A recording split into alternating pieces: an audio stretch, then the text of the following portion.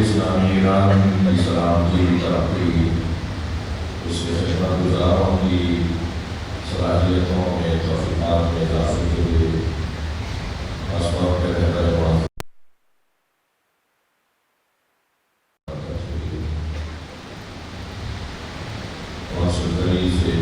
سے تشریف فرما ہے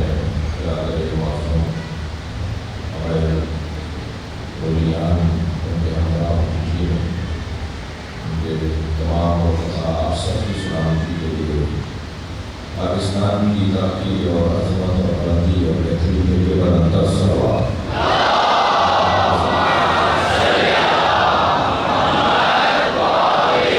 آپ اس سے بلند پڑھ سکتے ہیں۔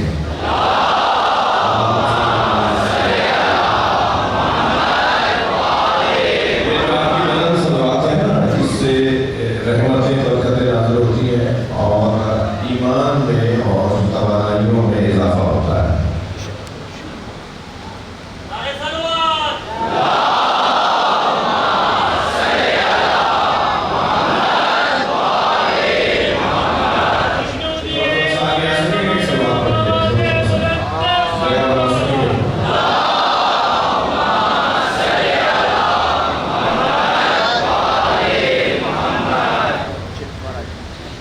ایک بار بلند صلوات۔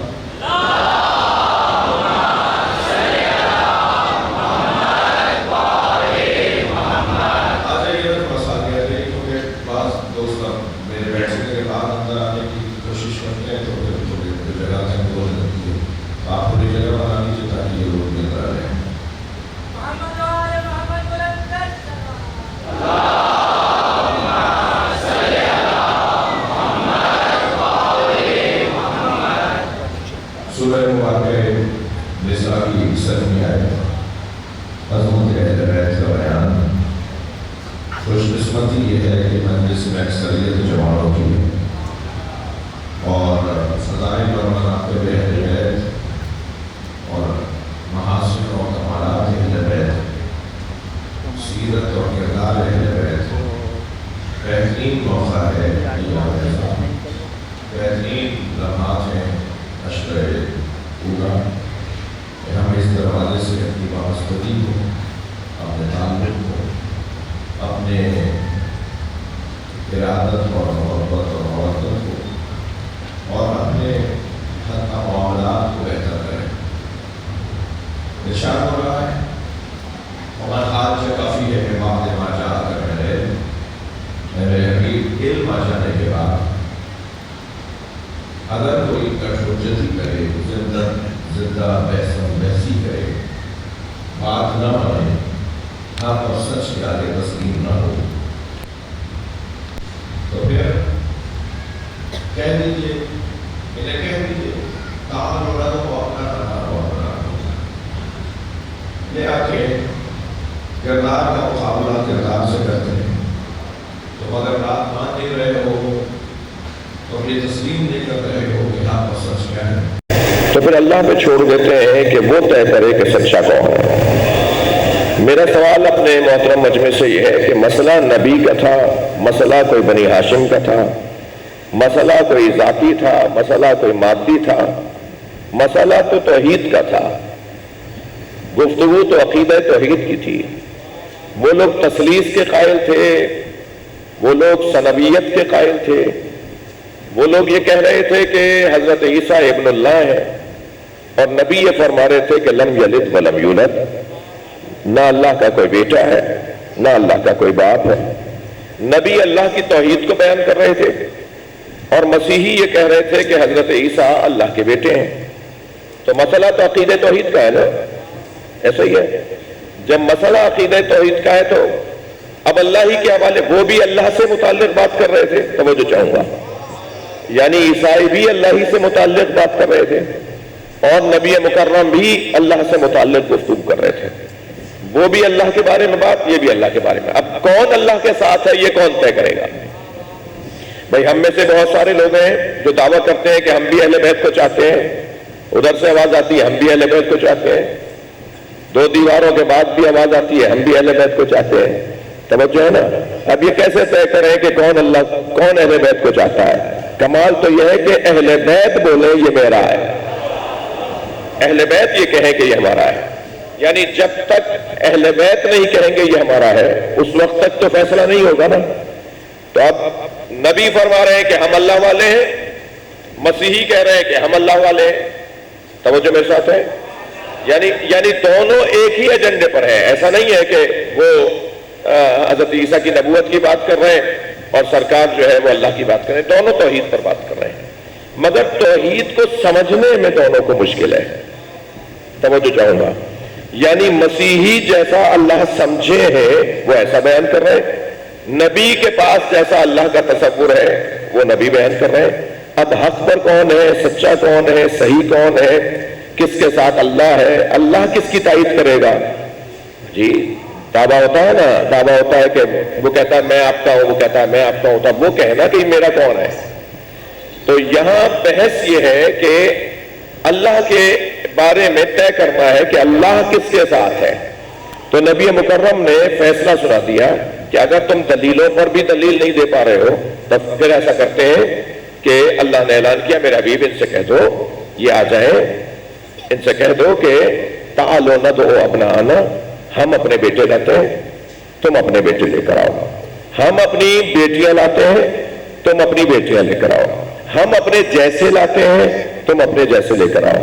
عزیزوں میں آج کی اس مجلس میں کچھ دیر آپ کے ساتھ اس عنوان سے رہنا چاہتا ہوں کہ تربیت اولاد، مجھے نہیں معلوم کہ اس مجمع میں کتنے لوگ ہیں جنہوں نے شادیاں جن کی ہو گئی ہیں، البتہ میں ان کی بات کر رہا ہوں جن کی پہلی شادی نہیں ہوئی ہے، ورنہ تو 90 سال والا بھی امیدوار ہے، وہ بھی کہتا ہے کہ دوسری بھی ہو جائے تو کوئی مسئلہ نہیں ہے۔ جی شاید ہی کوئی ہو کہ جو اس مسئلے پہ ذرا سنبھل کے نہ بیٹھتا ہو، جی ذرا توجہ نہ دیتا ہو کہ صاحب شادی کی بات ہو رہی ہے، ایسا ہی ہے۔ لیکن الحمدللہ ایک بڑی تعداد میں جوانوں کی تعداد یہاں موجود ہے۔ البتہ یاد رہے میں ان بزرگوں سے کہہ رہا ہوں جو ایک سے زیادہ شادیوں کے متمنی ہیں کہ خبردار ایسا کوئی کام مت کرنا جس سے دنیا بھی خراب ہو جائے اور آخرت میں بھی مسئلے ہو جائیں۔ جی ایک ساتھ 3 شادیاں کی تھی، تو آخری عمر میں کسی نے ان سے پوچھا کہ آپ نے ایک سے زیادہ شادیاں کی ہیں کیسا رہا؟ تو کہنے لگے بھائی ایک سے زیادہ شادیاں تو 3 طرح کے، میں نے تو 3 کی ہیں، 3 طرح کے لوگ کرتے ہیں ایک سے زیادہ شادی۔ ایک بادشاہ اور سلاطین نوابین جن کے پاس پیسہ بہت ہے تو وہ ایک سے زیادہ شادیاں کرتے ہیں، ہر ایک بیگم کو ایک علیحدہ مکان لے کے دے دیتے ہیں۔ اور دوسرے انبیاء اور ائمہ، کیونکہ اللہ نے انہیں معصوم بنایا ہے، ان کے ہاں اللہ تعدلوا والی جو شرط ہے قرآن میں نا، قرآن کہہ رہا ہے نا کہ تم ایک سے زیادہ شادی کر سکتے ہو، اگر عدل نہیں کر سکتے ہو فواحدہ تو پھر ایک ہی کرو، اگر عدل سلوات پڑھیں ذرا نبی کی بات ہے۔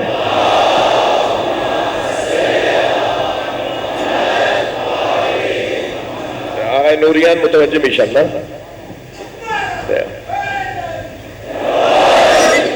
تو وہ شرط کیا ہے؟ میں بچوں آپ سے بھی کہہ رہا ہوں جو شادی سے امیدوار ہیں نا، چاہ رہے ہیں شادی کرنا، تو عدالت شرط ہے۔ اگر ایک سے زیادہ کوئی شادی کرنا چاہتا ہے تو اب کون عدالت کو برقرار رکھ سکتا ہے بھائی؟ یہاں تو مسئلہ یہ ہے کہ اگر عدالت برقرار ہو بھی گئی نا تو محترمہ مانیں گی نہیں، وہ کہیں گی کہاں ہو رہی ہے عدالت؟ وہ کہیں گے آپ خامخواہ کہہ رہے ہیں آپ عدالت سے کام لے رہے ہیں، آپ کہاں عدالت کر رہے ہیں؟ تو قرآن نے کہا ہے کہ شرط یہ ہے کہ اگر تم عدل کر سکتے ہو تو پھر دوسری کر لو، ورنہ فواحدہ، ایک ہی کافی ہے۔ ایسا ہی ہے؟ کیوں ناراض ہو رہے ہو؟ وہ صاحب فرمانے لگے کہ جی بھائی اس موضوع پہ تو تھوڑا سا تیار ہو جاؤ، بات کر رہا ہوں میں۔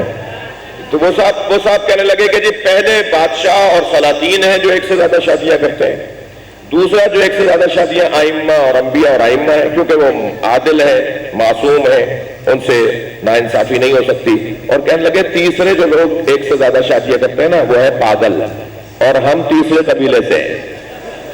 ہاں تو یہ جو تربیت اولاد، ابناءنا و ابناءکم، توجہ، ہم اپنے بیٹے لاتے ہیں تم اپنے بیٹے لاؤ، یہ اولاد کی تربیت کا اتنا حسین منظر ہے کہ نبی مکرم کو اپنی اولاد پر یقین ہے کہ جیسا میں کہوں گا ایسی میری اولاد مانے گی.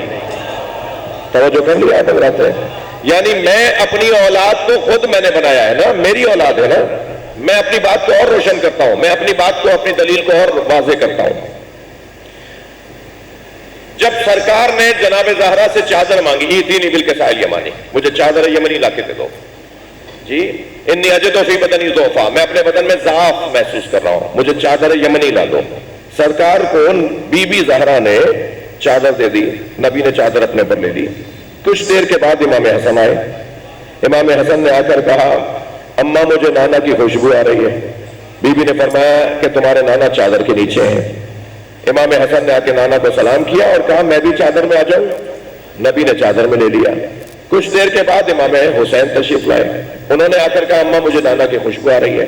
اچھا عجیب بات ہے، حدیث قصہ آپ کم سے کم ہر جمعرات کو تو ضرور پڑھتے ہیں نا، تو حدیث قصہ میں امام حسن نے فرمایا مجھے نانا کی خوشبو آ رہی ہے، امام حسین نے بھی یہی فرمایا مجھے نانا کی خوشبو آ رہی ہے. یہ نہیں فرمایا کہ مجھے نانا کی اور بھائی حسن کی خوشبو آ رہی ہے. امام حسین نے یہ نہیں فرمایا کہ مجھے نانا کے ساتھ بھائی حسن کی بھی آ رہی ہے. اس لیے نہیں فرمایا کہ دو خوشبوئیں کہاں ہیں، ایک ہی خوشبو تو ہے، دونوں کی ایک ہی خوشبو ہے نا. لہذا فرمایا تمہارا بھائی، تمہارے نانا اور تمہارے بھائی چادر کے نیچے ہیں. میں نے یہ مثال آپ کو اس لیے دی کہ جب یہ دونوں شہزادے چادر میں آ رہے ہیں تو ایک کی عمر 6 سال ہے، ایک کی عمر 5 سال ہے. امام حسین 5 سال کے سن کے ہیں اور مولا امام حسن 6 سال کی عمر کے ہیں. اگر اللہ چاہتا تو اس وقت میں آیت تطہیر کو نازل کر دیتا کہ جب دونوں شہزادے گود میں تھے. اللہ نے آیت تطہیر جب نازل کی ہے جب دونوں اپنے پیروں سے چل کر آ رہے ہیں. یعنی اللہ نے جیسا سیدہ کو بچے دیے تھے سیدہ نے ایسے ہی بچے رکھے ہیں. صلوات ہدیہ کریں نبی کی ذات پر.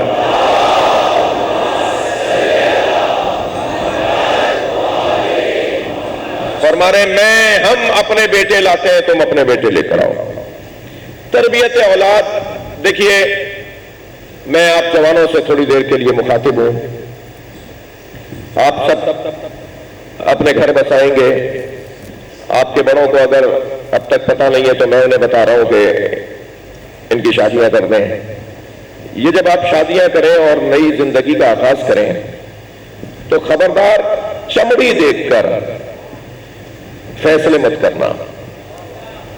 حسن کا تعلق چمڑی سے نہیں ہے، حسن کا تعلق ظاہری خوبصورتی سے نہیں ہے. ہاں یہ بھی تمہارا حق ہے، یہ بھی ایک جوان کا لڑکا ہو یا لڑکی اس کا حق ہے، لیکن حسن کا تعلق جو عاشق صورت ہوتا ہے وہ اور ہوتا ہے اور جو عاشق سیرت ہوتا ہے وہ اور ہوتا ہے. اس لیے ضروری ہے کہ ایسا خاندان تلاش کرو. میرے مولا نبی فرماتے ہیں ایاکم وخزرع الدمن، خبردار گندگی میں اگنے والے پودے سے بچو. اصحاب نے فرمایا یا رسول اللہ وما خزرع الدمن، یا رسول اللہ یہ گندگی میں اگنے والا پودا کون سا ہے؟ فرمایا المرأۃ الحسنہ، ایک خوب روح لڑکی جو گندے اور غلط ماحول میں پلی ہو وہ تمہاری نسل کو برباد کر دے گی. توجہ کر لیا آپ نے؟ تو اپنے بڑوں سے بھی، آپ کے بڑے بھی یہ بات سوچیں سمجھیں کہ کہاں اپنے بچوں کو وابستہ کرنا ہے. اور جب وابستگی ہو جائے گی تو پھر اللہ آپ کو ایک امانت سونپے گا جسے اولاد کہتے ہیں. بچے کی تربیت، اولاد کی تربیت بچے کے پیدا ہونے کے بعد شروع نہیں ہوتی، بلکہ اولاد کی تربیت بچے کے دنیا میں آنے سے پہلے شروع ہوتی ہے. اگر میری بات روشن نہیں ہے تو میں اپنی بات کو روشن کرنے کے لیے دلیل دے رہا ہوں. اللہ نے انسان کی خلقت سے متعلق سورہ مبارکہ الدہر میں سورہ الانسان میں ارشاد فرمایا هل أتى على الإنسان حين من الدهر لم يكن شيئا مذكورا إنا خلقنا الإنسان من نطفة أمشاج نبتليه فجعلناه سميعا بصيرا. ہم نے اس بچے کو جو ابھی ماں کے ساتھ اس کے بدن میں ہے، اس بچے کو سننے والا اور دیکھنے والا خلق کیا ہے۔ ماں کے شکم میں بچہ صرف اور صرف سنتا ہے، بچہ وہی سنتا ہے جو ماں سنتی ہے۔ اگر ماں کوئی واہیات باتیں سنے گی تو بچہ وہی سنے گا، اگر ماں قرآن کی تلاوت سنے گی تو بچہ وہی سنے گا، اگر ماں مجلس حسین سنے گی تو بچہ وہی سنے گا۔ اب میں آپ کے توسط سے عزاداری کے دشمنوں کو ایک پیغام دے دوں، جن کی آرزو یہ ہے کہ مجلسیں بند ہو جائیں، جن کی خواہش یہ ہے کہ ماتم ختم ہو جائے، جو یہ انتظار لگائے بیٹھے ہیں کہ کالے کپڑے پہنے والے انہیں نظر نہ آئے، میں انہیں بتانا چاہتا ہوں جب ہماری ماں ہمیں اپنے ساتھ مجلسوں میں لے جاتی تھی تو ہم ماں کے ساتھ حسین حسین سنتے تھے۔ ہم دنیا میں آنے کے بعد حسینی نہیں ہوئے، ہم دنیا میں آنے سے پہلے کے حسینی ہیں۔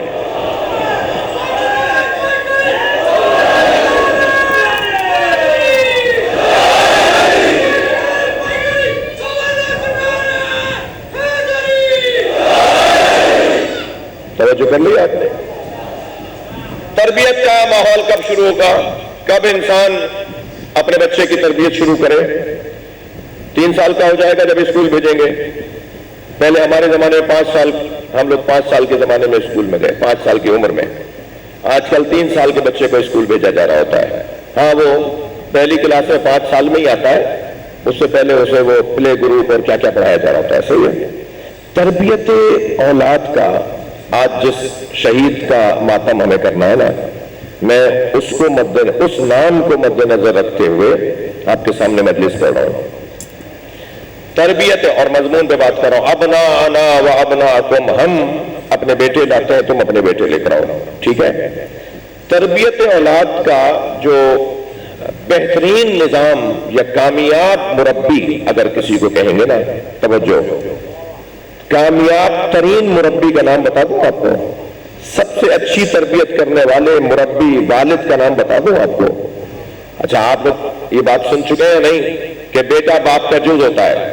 بیٹا باپ کا جز ہوتا ہے، تھوڑی کہتا نہیں لاؤ خدا کے واسطے، بیٹا باپ کا جز ہوتا ہے، ایسا ہی ہے؟ بیٹا، اگر کسی بیٹے میں کوئی خوبی دیکھو تو اس کے باپ کو سلام کرو، یہ بھی حدیث ہے۔ اگر کسی بیٹے کے اندر خوبی دیکھو تو باپ کو سلام کرو، کیونکہ باپ کی وہ خوبی تھی جو بیٹے میں آئی ہے۔ ایسا ہی ہے؟ بیٹا باپ کا جز ہوتا ہے، تھکے نہیں بیٹھے تو جملہ کہہ رہا ہوں، بیٹا باپ کا جز ہوتا ہے۔ جس باپ کا بیٹا کل ایمان ہو، اس کے والد ابو طالب کا ایمان کیسا ہے؟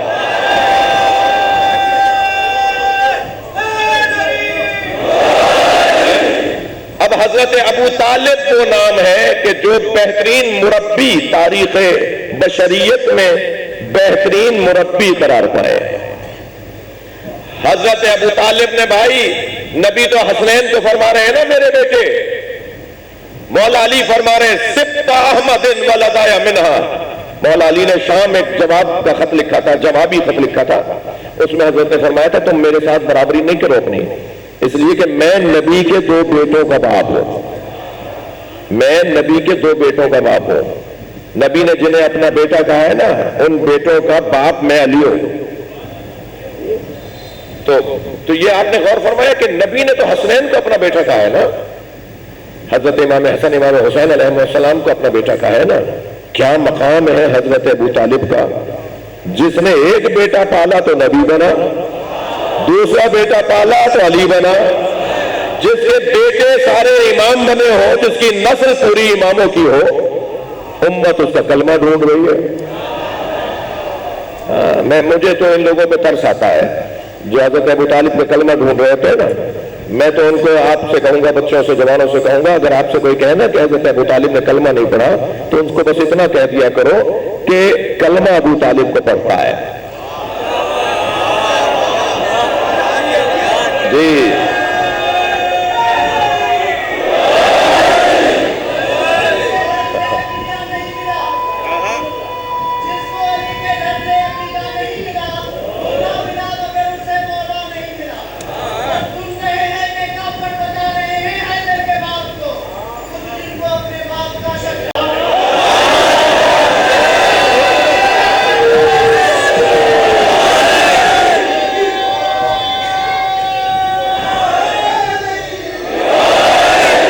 میرا مجمع ماشاءاللہ مستعد ہے۔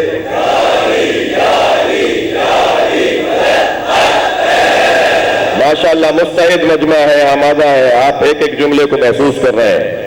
تاریخ تربیت میں کون کون کامیاب باپ گزرا ہے، کون کون کامیاب مربی گزرا ہے، کس نے کیسے اپنے بچوں کی تربیت کی ہے، اگر وہ تاریخ مرتب کریں گے نا تو تاج کی طرح سجا ہوا وجود ابو طالب کا نظر آئے گا۔ سب سے زیادہ آپ کربلا کو لے لیجئے، کربلا میں 72 شہید اگر ہیں یا 132 اگر شہید ہیں تو کربلا میں 58 بنی ابو طالب شہید ہوئے۔ صرف حضرت ابو طالب کی نسل 58 کی تعداد ہے، 58 پنجا و حشر 58 کی تعداد ہے صرف حضرت ابو طالب کی نسل۔ حضرت ابو طالب کے پوتے، حضرت ابو طالب کے پوتے کے پوتے، حضرت ابو طالب کے بیٹوں کی اولادیں، آل جعفر، آل عقیل، آل علی۔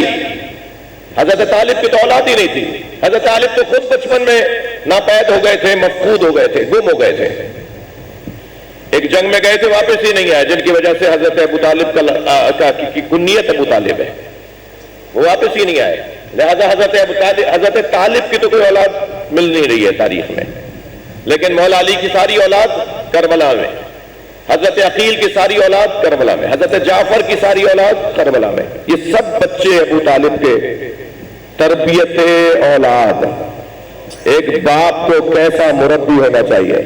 صرف علی، عقیل، جعفر ہی کو میرے مولا حضرت ابو طالب نے تربیت نہیں دی ہے، بلکہ ایسے بچے پالے ہیں کہ نسلیں پل گئیں، پوری نسل حضرت ابو طالب کی خدمت گزار بنی ہے، اسلام کی خدمت گزار، سماج کی خدمت گزار، معاشرے کی خدمت گزار بچے ہوں تو ایسے۔ خبردار مت کہیے کہ 2 ہی بچے اچھے، توجہ ہے؟ اب یہ جوان تم تو تھوڑا سا توجہ کر لو، تمہارے فائدے کی باتیں کر رہا ہوں۔ یہ نعرہ اسلام کا نعرہ نہیں ہے۔ کچھ عرصے پہلے ہمارے ملک کے اندر بھی یہ نعرہ دیا گیا، ہمارے پڑوسی ملک کے جو دوست تشریف فرمائے وہاں بھی یہ نعرہ دیا گیا کہ 2 ہی بچے اچھے۔ 2 ہی بچے اچھے اسلام کا نعرہ نہیں ہے۔ فرزند کم زندگی بہتر، کیا بولتے ہیں جی؟ یہ نعرہ اسلام کا نعرہ نہیں ہے۔ 2 ہی بچے اچھے یہ اسلام کا نعرہ نہیں ہے بھائی۔ 2 بچے اگر تم تربیت نہیں کر سکتے تو 2 بھی زیادہ ہے، اور اگر تربیت کر سکتے تو 10 بھی کم ہے۔ اگر اچھی تربیت اولاد کی کر سکتے ہو تو 10 بچے بھی کم ہیں، زیادہ ہونے چاہیے بچے، اور اگر تربیت نہیں کر سکتے تو 1 بھی زیادہ ہے۔ یہ گوشت کا لوتھڑا تھوڑی معاشرے کے حوالے کرنا ہے، یہ چلتا پھرتا فساد تو نہیں معاشرے کے حوالے کرنا ہے۔ یہ بچہ ہے، یہ فساد ہے نہیں۔ الحمدللہ میں اور آپ جس دسترخوان پر بیٹھے ہیں یہ حضرت ابو طالب کا دسترخوان ہے۔ اس مجلس حسین میں آنے والا اپنے بچوں کی تربیت کا اہتمام اس وجہ سے بھی کرے کہ اسے ابو طالب کو خوش کرنا ہے، حضرت ابو طالب کی خاطر ہی اپنے بچوں کی تربیت اچھی کرے۔ اگر 2 ہی بچے اچھے کا نعرہ، تھک رہے ہیں آپ نہیں تو تھوڑی سی گردن ہلاتے رہو۔ 2 ہی بچے اچھے کا نعرہ اگر اسلام کا نعرہ ہوتا نا تو مولا علی حضرت ابو طالب کے 4تھے بیٹے ہیں۔ مسلمانوں، مولا علی حضرت ابو طالب کے 4تھے بیٹے ہیں۔ 4 بھائی ہیں، 1 بہن ہے حضرت ام ہانی جی، 1 بہن اور 4 بھائی، 5 بچے ہیں حضرت ابو طالب کے، اور 5 کے بارے میں مولا نبی کا ایک فرمان میں آپ کو سنا دوں۔ ہاں حضرت ابو طالب کے 5 بچوں کے بارے میں سرکار مولا نبی کا ایک فرمان آپ کو سنا دو۔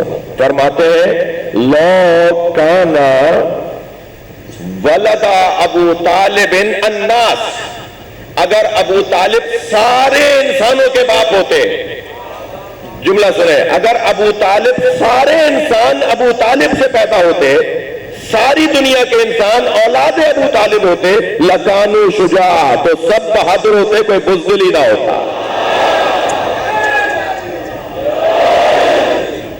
ماجرا یہ کب فرمایا تھا سرکار دو جہاں نے؟ یہ نبی نے جب فرمایا تھا کہ جب فتح مکہ کے موقع پر معمولاً 4 دقیقے 5 دقیقے صحبت میں کنیم شمارہ زیادہ رحمت نہیں. ایک صلوات اور پڑھ لیں نبی کی ذات پہ.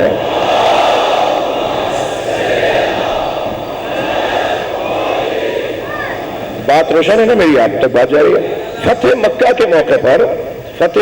کے موقع پر سرکار نے 3 آدمیوں کے لیے فرمایا تھا یہ کہیں بھی ملے ان کی گردن اڑا دو. بہت فسادی موذی قسم کے لوگ تھے. میرا وقت نہیں ہے اپنا ضائع کرنا، میں ان کے بارے میں آپ کو بتاؤں. بس اتنا ہی کافی نہیں ہے کہ نبی جس سے نفرت کرے اس کی دنیا بھی خراب، اس کی آخرت بھی خراب. سرکار نے فرمایا یہ کہیں بھی مکے میں ملے. مکہ فتح ہو گیا ہے، مسلمانوں کا غلبہ ہو گیا ہے، سارے مسلمان مکے کے اندر آ کر پھیل گئے. حضرت نے کچھ اہم ترین فیصلے لیے.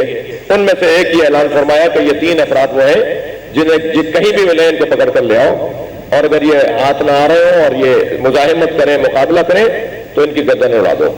ان میں سے ایک شخص بچتا بچاتا بھاگتا مولا علی ابو سے ڈھونڈ رہے ہیں کہ ایک مرتبہ حضرت ام ہانی کے گھر میں داخل ہو گیا، جہاں بی بی ام ہانی ہے مولا علی کی بہن، حضرت ابو طالب کی بیٹی.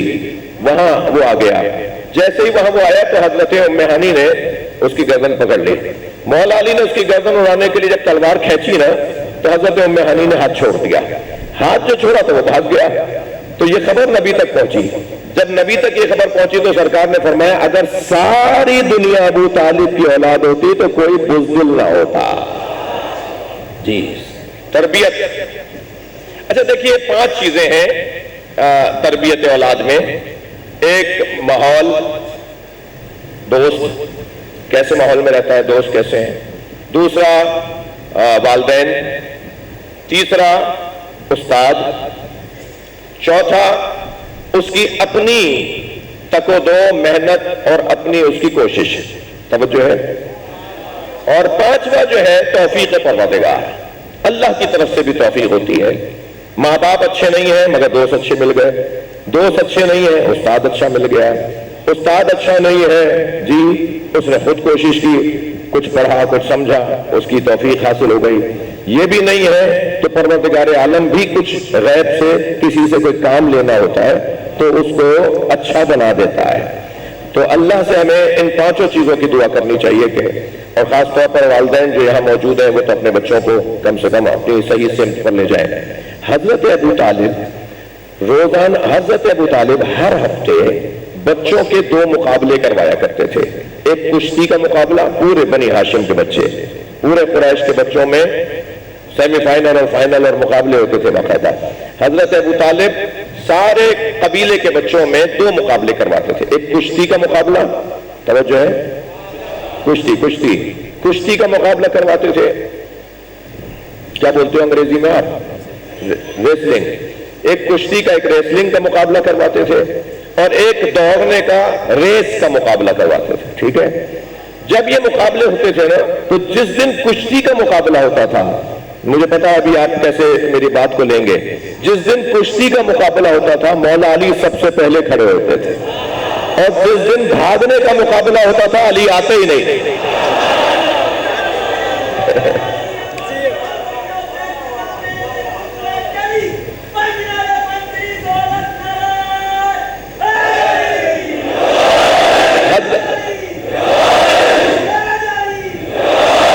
حضرت ابو طالب نے ایک دن پوچھا علی جس دن ریس کا، بھاگنے کا مقابلہ، دوڑنے کا مقابلہ ہے بھائی، 4-6 بچے دوڑ رہے ہیں ان میں تم بھی دوڑو گے، جس دن دوڑنے کا مقابلہ ہوتا ہے تم نظر نہیں آتے.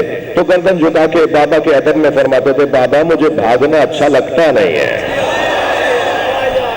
اور جس دن کشتی کا مقابلہ ہوتا تھا علی سب سے پہلے کھڑے ہوتے تھے، اور بچے طے کر لیتے تھے اور جیت بھی جاتے تھے. بچے طے کرتے تھے بھائی اس دفعہ علی نے یہ وار لڑے، یہ داؤ چلے، یہ پیچ چلے. کشتی میں کیا ہوتا ہے جی اس دفعہ علی نے جو سارے بچوں کو ہرایا ہے تو یہ طریقوں سے ہرایا ہے. تو سارے بچے آئندہ کے لیے تیاری کرتے تھے کہ اب اس داؤ اور پیچ کی تیاری کر کے آؤ تاکہ ہم علی کا مقابلہ کر سکیں. اور مولا جب دوسرے مقابلے میں آتے تھے تو نئی طرح کے داؤ پیچے رہتے تھے، پھر یہ بچے اس کی تیاری کرتے تھے. پھر جب تیسرا مقابلہ ہوتا تھا پھر علی اور نیا چلتے تھے.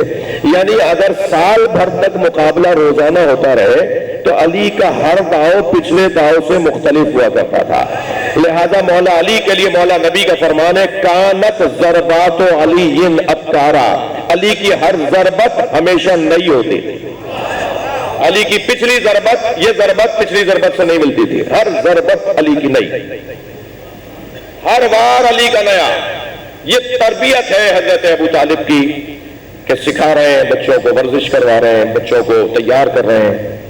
سب سے زیادہ، بس آخری بات فضائل کے باب میں، سب سے زیادہ حضرت ابو طالب نے جو اپنے بچوں کی تربیت پہ توجہ دی ہے وہ ہے نبی پر فدا ہونے کی توجہ، نبی پر قربان ہونے کی تربیت. اے میرے علی، بستر بدلو، جا کر نبی کے بستر پہ سو جاؤ. اور مولا نبی کو اٹھا کر علی کے بستر پہ لٹا دیتے تھے. وہ جو رات بھر لوگ تاک میں لگے ہوئے ہوتے تھے کہ ہم رات بڑھے اور رات چڑھے تو ہم یہ یتیم عبداللہ کی گردن اڑا دیں، آدھی رات میں تو حضرت ابو طالب اپنے بچوں کو لٹا دیتے تھے. بچوں کو بھی پتا ہوتا تھا کہ ہم مارے جائیں گے، مگر بابا یہ کام کر رہے ہیں. بچپن سے علی مولا کی مشق تھی کہ خود کو نبی پہ قربان کرنا ہے. جو ماں باپ کو بچہ دیکھتا ہے وہی کرتا ہے. ماں باپ کو جو بچہ دیکھتا ہے نا، ماں باپ کی جو چیزیں دیکھ رہا ہوتا ہے بچہ وہی کرتا ہے. اسی لیے تو آپ سے کہتا ہوں روزانہ مجلس میں بچوں کو لایا کرو. جب آپ مجلس میں بچوں کو لے کر آئیں گے نا، ابھی ممکن ہے یہ چھوٹا سا بچہ، اسے کچھ سمجھ میں نہ آئے کہ میں نے 1 گھنٹے پون گھنٹے میں کیا بولا ہے، مگر اسے کم سے کم یہ بات سمجھ میں آئے گی اس حلیے والے ہمارے عالم ہوتے ہیں. یہ جو حلیہ ہے یہ ہمارے عالم کا حلیہ ہے. کچھ نہ کچھ یہ ضرور لے کے جائے گا. یہ ماں باپ سے جو بچے دیکھتے ہیں وہی بچے انجام دیتے ہیں. بچے دیکھ رہے ہیں ماں باپ سے، بچے دیکھ رہے ہیں حضرت ابو طالب سے کہ خود کو قربان کرنا ہے، خود کو قربان کرنا ہے. وہ علی جو بچپن سے نبی کے بستر پہ سو سو کر، توجہ، وہ علی جو بچپن سے نبی کے بستر پہ سو سو کر اس بات کی مشق کر رہے تھے، توجہ، کہ میں قربان ہو جاؤں اور نبی بچ جائیں. جب نبی نے شب ہجرت فرمایا نا علی میرے بستر پہ سو جاؤ گے، تو پہلا سوال یہ کیا، میرے سونے سے آپ کی جان بچ جائے گی؟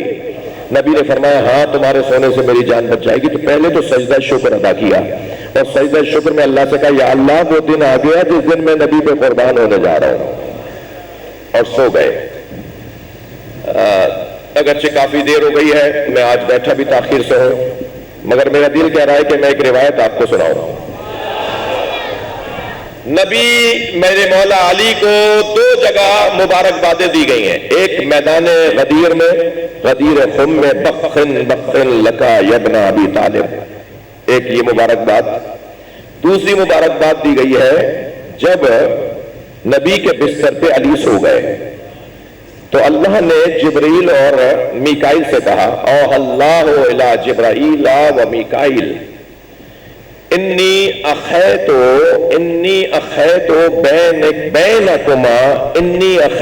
بینکما اللہ اکبر فمن یوسر صاحبہ بالحیات. اے جبرائیل، اے میکائیل، میں نے تم دونوں کو بھائی بھائی بنایا ہے، اور وجعلت عمر احدکما اطول من الاخر، میں نے تم دونوں کی عمروں کو ایک دوسرے سے زیادہ رکھا. اب یہ اللہ نہیں بتا رہا کس کی عمر زیادہ ہے، میں نے تم دونوں کی عمروں کو ایک دوسرے سے زیادہ رکھا ہے، تم دونوں کو بھائی بھی بنایا ہے. تو فرمایا حل یوسر صاحبہ بالحیات، تم میں سے کوئی ہے کہ جو ایک دوسرے پہ قربان ہو جائے؟ فاختارا کل منہما الحیات. تو جبرائیل اور میکائیل دونوں نے کہا ہم تو زندہ رہنا چاہتے ہیں، نہ میں اس پہ قربان ہو سکتا ہوں، ہونا چاہتا ہوں، نہ وہ مجھ پہ قربان ہو، ہم دونوں کو اللہ زندہ رکھے. یہ کہہ کر جب سن لیا نا اللہ نے تو آواز دی اللہ اکبر.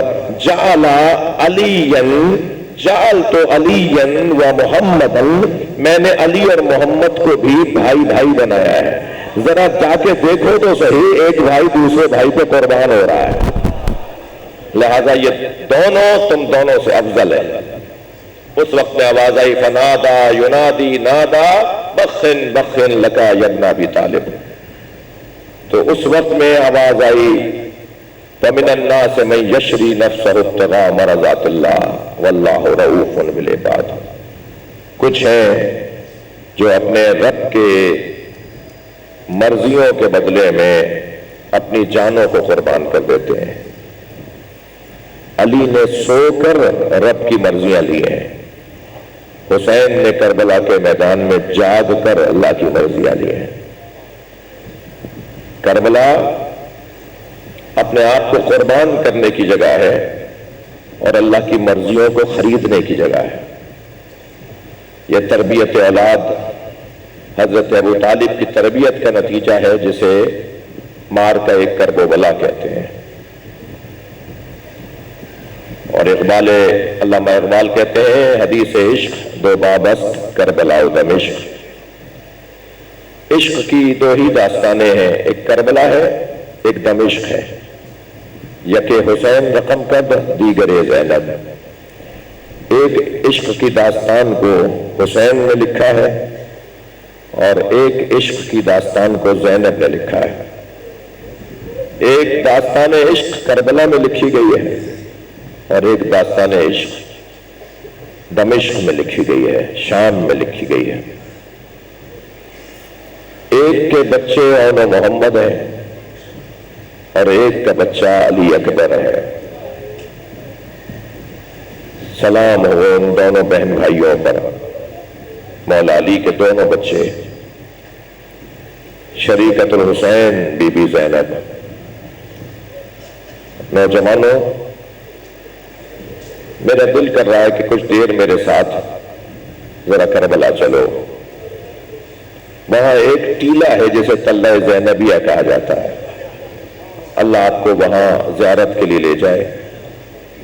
اس ٹیلے پہ کھڑے ہو کر 70 قدم کے فاصلے سے ایک بہن بھائی کو ذبح ہوتے دیکھتی رہی اور بار بار پکارتی رہی، کوئی ہے جو میرے ماجائے کو بچائے، مگر کوئی نہ تھا جو نبی زادی کی آواز کو سنتا۔ سلام ہو اس بیوی پر۔ 3 سال کا سن ہے جناب زینب کا۔ نبی نماز فجر کے بعد سیدہ کے دروازے پر اہل بیت کو سلام کرنے آتے تھے، السلام علیکم یا اہل بیت النبوہ۔ دروازہ کھلتا تھا، گھر کے افراد بڑھ کے نبی کا استقبال کرتے تھے، مگر عجیب داستان ہے کہ جب اب جناب رسالت مآب نے سلام کیا نا تو دروازہ کھلا تو سامنے زینب کھڑی ہیں، اور جناب زینب کی عمر اس وقت میں 3 سال کی ہے۔ نبی مکرم کو سلام کیا، نانا سلام۔ فرمایا بیٹا تم دروازے پر کیوں آئی ہو؟ فرمایا نانا رات کو میں نے خواب دیکھا ہے، اماں زہرا کہہ رہی ہیں کہ نانا سے تعبیر پوچھو۔ فرمایا کیا دیکھا ہے؟ کہ نانا میں نے خواب دیکھا ہے میں صحرا میں تنہا ہوں، نانا تیز آندھی چل رہی ہے اور اس تیز آندھی سے میرے زمین سے پیر اکھڑ رہے ہیں۔ نانا مجھے ایک درخت نظر آیا، میں نے اس درخت کا سہارا لیا، مگر کچھ دیر کے بعد وہ درخت زمین سے اکھڑ گیا۔ میں نے دوسرے درخت کا سہارا لیا، وہ درخت بھی تیز آندھی کے جھونکے سے اکھڑ گیا۔ میں نے تیسرے درخت کا سہارا لیا، نانا وہ درخت بھی اکھڑ گیا۔ یہ کہہ کر بی بی زینب کی آنکھوں میں آنسو آئے اور فرمایا نانا اگر خواب یہاں مکمل ہو گیا ہوتا تو میں آپ کو زحمت نہ دیتی، خواب تو آگے بڑھتا ہے۔ نانا تیز آندھی چل رہی ہے، کوئی اس صحرا میں درخت سہارا نہیں ہے، لیکن نانا تیز آندھی سے میرے سر سے چادر اتر گئے۔ نانا مجھے رلا رہا ہے یہ خواب کہ یہ کیسا خواب ہے کہ میرے سر سے چادر اتر گئی۔ نبی کی آنکھوں میں آنسو آ گئے۔ فرمایا زینب تمہارے 3 سہارے ہیں، تمہارا بابا علی تمہارا سہارا، تمہارا بھائی حسن تمہارا سہارا، تمہارا بھائی حسین تمہارا سہارا، مگر زینب ایک بیابان ہوگا جسے کرب و بلا کہتے ہیں، وہاں تمہارے سر سے چادر اترے گی۔ اجرکم اللہ، اجرکم اللہ۔ آمادہ ہو گئے رونے کے لیے؟ آپ کی آنکھوں میں آنسو اتر آئے؟ اللہ آپ کو ان آنسوؤں کے صدقے میں بہترین اجر و ثواب عطا فرمائے۔ بی بی جیسے جیسے بڑی ہوتی رہی یہ خواب کی تعبیر بی بی کو مشوش کرتی رہی۔ سوچتی تھی کہ جس کے علی اکبر جیسا جوان بھتیجا ہو، جس کے عباس جیسا کریل بھائی ہو، اس کے سر سے چادر کون اتارے گا؟ کس میں جرأت ہے کہ اس کے سر سے چادر اتارے؟ مگر سنیں گے زدارو، جب علی اکبر کے سینے پہ برچی لگ گئی، جب عباس علمدار کے دونوں بازو قلم ہو گئے، اللہ آپ کو اجر عطا فرمائے، اجرکم اللہ۔ جب حضرت عباس کے سر پہ گرز لگ گیا تو زینب سوچتی ہوں گی نا کہ تعبیر تو اب نظر آ رہی ہے، میرے سر سے چادر بھی اترے گی، سکینہ کو تماچا بھی لگے گا، بیویوں کے سروں سے مکھنے بھی اتارے جائیں گے، بازوؤں میں رسیاں بھی باندھی جائیں گی، اور پھر ایسا منظر بھی بنے گا کہ خیموں کو آگ بھی لگائی جائے گی، اور لوٹنے والے اجرکم اللہ، لوٹنے والے خیموں سے تبرکات بھی لوٹ رہے ہوں گے۔ منظر کربلا میں کچھ اور بننے جا رہا ہے۔ آپ آمادہ ہو گئے۔ مجھے ابھی میرے بھائی علی جوکار بھائی نے بتایا کہ ابھی آپ تابوت کی زیارت کریں گے، شبیہ تابوت حضرت علی اکبر۔ جوانوں ذرا تیار ہو جاؤ، حسین کا مان مارا گیا، حسین مولا کی شان مارا گیا، جسے دیکھ دیکھ کر میرے مولا حسین فخر سے کہتے تھے مجھے اللہ نے میرے نانا کی شبیہ عطا کی ہے۔ جس کے جانے پر امام حسین نے اجرکم اللہ، آوازوں کو آزاد کریں گے، جس کے جانے پر امام حسین نے مرثیہ پڑھا، اللہم اشہد علی ہؤلاء القوم فقد برزوا الیہم فقد برز الیہم، یا اللہ گواہ بن جائے اس قوم اشقیاء پر، میں اب ان کے پاس اسے بھیج رہا ہوں جو تیرے نبی سے مشابہ ہے، من تشبہ برسولک خلقا وخلقا ومنطقا، اجرکم اللہ۔ علی اکبر 4 سال کی عمر میں مدینے میں امام حسین کے برابر میں آ کے بیٹھے اور کہنے لگے بابا مجھے انگور چاہیے۔ امام حسین مسجد میں تشریف فرما ہے، نماز پڑھ رہے ہیں، علی اکبر برابر میں آ کے بیٹھ گئے، کہنے لگے بابا مجھے انگور کھانے ہیں۔ انگوروں کا موسم نہیں تھا، امام حسین نے ستون مسجد کو ہاتھ مارا، مسجد کے پلر کو، ستون کو ہاتھ مارا تو ستون مسجد سے انگوروں کا خوشہ گرا۔ امام نے خوشہ اٹھایا، علی اکبر کو دے کر کہا علی اکبر تم بابا سے کچھ مانگو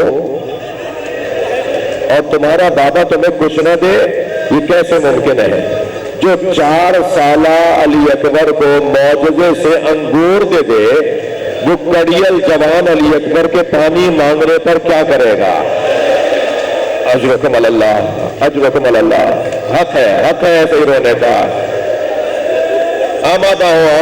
ابھی آپ تابوت کو دیکھیں نا تو دیکھو دھکا کسی کو نہ لگ جائے، دیکھو خیال رہے یہ اس کے تابوت کی شبیہ ہے جس کے جگر میں برچھی لگی ہے، جس کے سینے پر برچھی ماری گئی ہے۔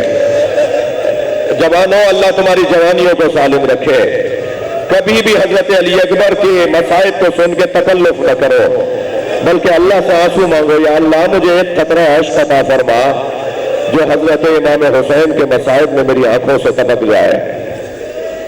جس شہید کا تذکرہ میں کر رہا ہوں نا، مجھے جلدی نہیں ہے، جس شہید کا تذکرہ میں کر رہا ہوں نا، بڑا پیار ہے امام حسین کو اس زبان سے، بہت پیار ہے۔ فرماتے ہیں جب میں نانا کا مشتاق ہوتا تھا، جب مجھے شوق ہوتا تھا کہ نانا کی زیارت کروں تو علی اکبر کو دیکھ لیتا تھا۔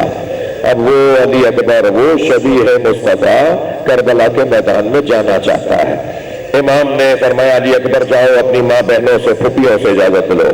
علی اکبر نے خیموں کے دروازوں پر جا کر، جہاں سارے خیمے تھے وہاں ایک مشترکہ جگہ پر جا کر آواز دی، السلام علیکم یا زینب، یا ام کلثوم، یا جاریۃ فضہ، یا سکینہ علیہ۔ ایک مرتبہ یہ کہہ کے کہا ھذا السلام سلام الآخر، یہ آخری سلام ہے جو علی اکبر کرنے آیا ہے۔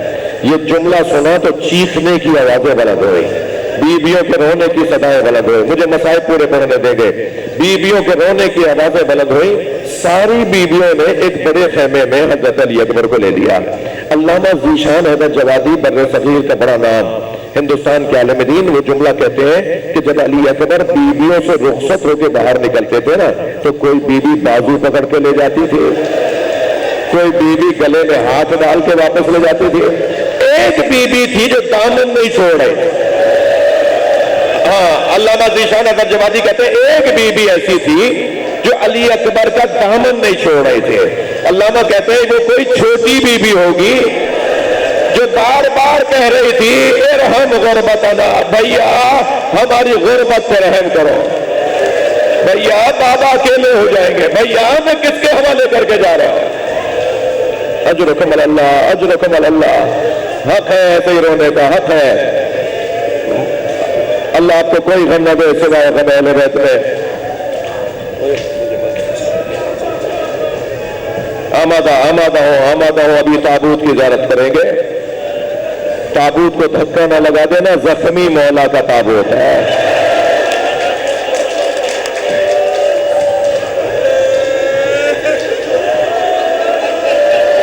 اجرکم اللہ۔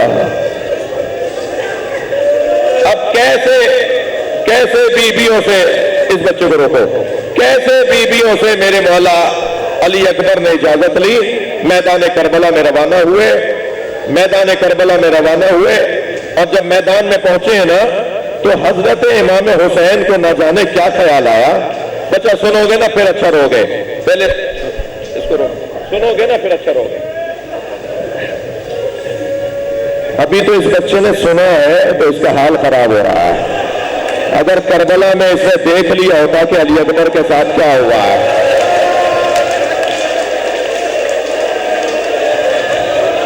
ابھی حضرت حوصلہ کر کے ہمت کر کے سنیں، ابھی میدان کربلا میں حضرت علی اکبر گئے تھے کہ ایک مرتبہ امام حسین کو علی اکبر یاد آ گیا تو حضرت فضہ سے کہا، فضہ علی اکبر کی ماں ام لیلہ سے کہو کہ ماں کی دعا اولاد کی حق میں اللہ اور انداز سے سنتا، ماں کی دعاؤں کا اثر ہی کچھ اور ہے۔ ام لیلہ سے کہو کہ دعا کرے ایک دفعہ اور علی اکبر کو دیکھ لو۔ حضرت ام لیلہ خیمے میں گئی، سر پہ قرآن لیا، مصلے پہ کھڑی ہو گئی اور اللہ سے مناجات کرنے لگی، اے یعقوب کو یوسف سے ملانے والے، ایک مرتبہ اور میرا یوسف مجھے دکھا دے۔ ابھی حضرت ام لیلہ کی دعا مکمل نہیں ہوئی تھی کہ تکبیر کی آواز آئی۔ جناب ام لیلہ نے جا کے در خیمہ پر کیا دیکھا کہ علی اکبر واپس آ گئے اور بابا سے گلے مل رہے ہیں۔ اجرکم اللہ، آوازوں کو آزاد کرو، میں ایک منظر دکھا رہا ہوں۔ ایک منظر یہ نظر آیا کہ بابا سے علی اکبر بات کر رہے ہیں اور بات یہ کر رہے ہیں، بابا چند گھونٹ پانی کے مل جاتے تو میں بتاتا کہ کس کا پوتا ہو، میں بتاتا کہ مجھے کس عباس نے تربیت دی ہے۔ شاعر نے اس منظر کو 4 مصروں میں نظم کیا ہے۔ شاعر کہتا ہے، شدت پیاس سے اکبر نے پلٹ کر دیکھا اور ماں نے خیمے کی تنابوں سے لپٹ کر دیکھا، کتنی مجبور تھی ساقی کوثر کی بہو، خالی مشکیزہ کئی بار الٹ کر، شاید چند قطرے پانی کے نکل آئے، فرمایا علی اکبر جاؤ تمہارے نانا تمہیں سیراب کرے۔ مجلس ہو گئی، اذان و گریہ ہو گیا، بس آخری جملے سن لیجئے۔ جب علی اکبر گئے ہیں نا میدان کربلا میں تو پھر جنگ کرتے کرتے، جہاد کرتے کرتے ایک مرتبہ ایک سنسناتا ہوا تیر سینے میں آ کے لگا۔ یہاں تیر کا لگنا تھا کہ ظالم نے آگے بڑھ کے تیر کا پھل بھی توڑ دیا۔ علی اکبر گھوڑے سے زمین کی طرف آئے، آواز دی، بابا میرا سلام آخر، بابا میرا سلام آخر۔ حسین پہنچے ہیں علی اکبر کے لاشے کے قریب، آوازیں دیتے جا رہے ہیں، علی مجھے آواز دو، علی مجھے کچھ نظر نہیں آ رہا، علی میری آنکھوں کا نور چلا گیا۔ تو قدموں سے آواز آئی، بابا میں آپ کے پیروں کے پاس ہوں۔ حسین بیٹھ گئے زمین کربلا پر، علی اکبر کے سر کو اپنی آغوش میں لیا، سینے میں برچی کا پھل ہے، پھل ہلانا شروع کیا، علی اکبر نے ایڑیاں رگڑنا شروع کی۔ امام حسین کی آواز آئی، نانا آئیے، اپنے ساتھ ابراہیم کو بھی لائیے، میں اپنا اسماعیل ذبح کر رہا ہوں۔ یہ کہہ کے برچی کا پھل نکالا، ایک مرتبہ خون کا فوارہ جاری ہوا، سینے پہ سینہ رکھ دیا، لبوں پہ لب رکھ دیے، آواز آئی، اے علی اکبر اب اس دنیا میں تیرے بعد جینے کا کوئی مزہ نہ رہا، یا حسین۔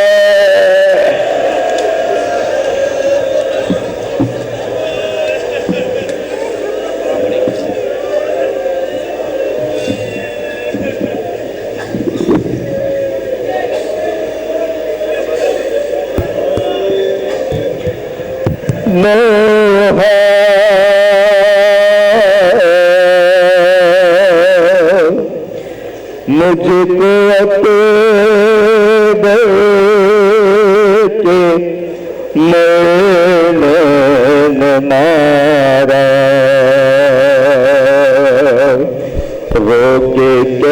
تھے حضرت یہ نہ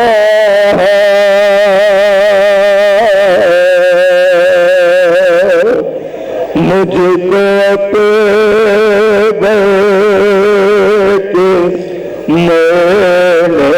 میں مارا زندگی کا سے مزہ تھا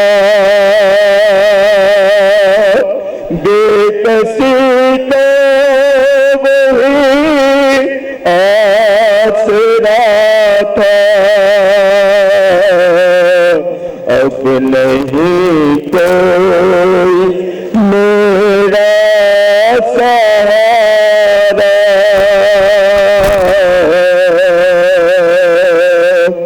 مجھ کو